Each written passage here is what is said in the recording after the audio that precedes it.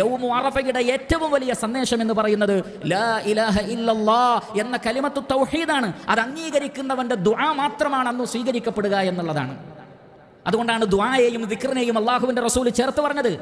ദുആയെയും ലാ ഇലാഹ ഇല്ലല്ലാഹ് എന്ന കലിമത്തിനെയും നബി സല്ലല്ലാഹു അലൈഹി വസല്ലമ ചേർത്ത് പറയാനുള്ള കാരണം യൗമു അറഫയിൽ ആരുടെ ദുആയാണ് സ്വീകരിക്കപ്പെടുന്നത്? അല്ലാഹുവിൽ പങ്കു ചേർക്കുന്നവരുടെ ദുആ സ്വീകരിക്കപ്പെടുകയില്ല. മറിച്ച് ലാ ഇലാഹ ഇല്ലല്ലാഹ് എന്ന കലിമത്ത് തൗഹീദ് അംഗീകരിച്ചുകൊണ്ട് ആരാണോ ദുആ ചെയ്യുന്നത് അവരുടെ ദുആ ആണ് സ്വീകരിക്കപ്പെടുന്നത്. കാരണം മനുഷ്യനെ നരകത്തിൽ നിന്ന് മോചിപ്പിക്കുന്ന ഏറ്റവും വലിയ ആദർശം എന്ന് പറയുന്നത് ലാ ഇലാഹ ഇല്ലല്ലാഹ് എന്ന കലിമത്ത് തൗഹീദാണ്. ഇത് അംഗീകരിച്ചാൽ നബി സല്ലല്ലാഹു അലൈഹി വസല്ലം പറയുന്നു, മാ മിൻ യൗമിൻ അക്സറ മിൻ അൻ യുഅതിഖല്ലാഹു ഫീഹി അബ്ദൻ മിനൻ നാരി മിൻ യൗമി അറഫ.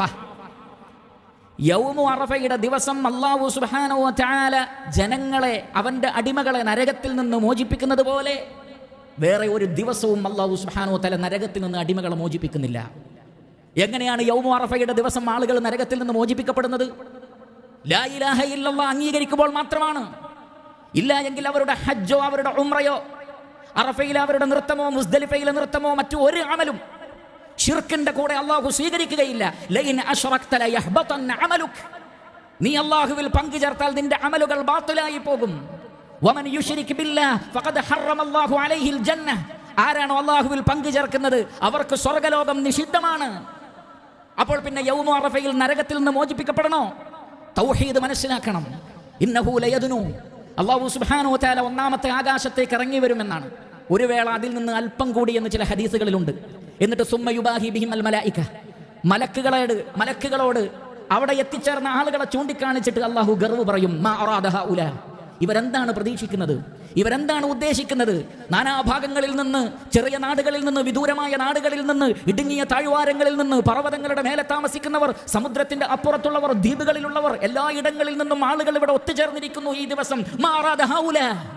എന്താണ് ഇവർ ഉദ്ദേശിക്കുന്നത്? റഹ്മാനായ റബ്ബിന്റെ മഗ്ഫിറത്തല്ലാതെ. അതുകൊണ്ട് ഇശ്ഹദു അന്നി ഖദ് ഗഫർതു ലഹും, മലക്കുകളെ സാക്ഷ്യം വഹിച്ചോ, ഇവർക്ക് ഞാൻ ഇതാ പുറത്തു കൊടുത്തിരിക്കുന്നു. എപ്പോഴാണ് മഗ്ഫിറത്ത് ഉണ്ടാവുന്നത്? ലാ ഇലാഹ ഇല്ലല്ലാഹ് അംഗീകരിക്കുമ്പോഴാണ്.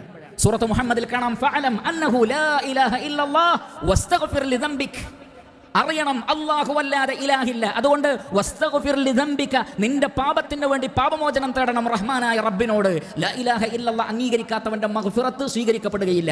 ഇന്നല്ലാഹ ലാ യഗ്ഫിറു അൻ യുശ്റക ബിഹി വയഗ്ഫിറു മാ ദൂന ദാലിക ലിമൻ യശാ.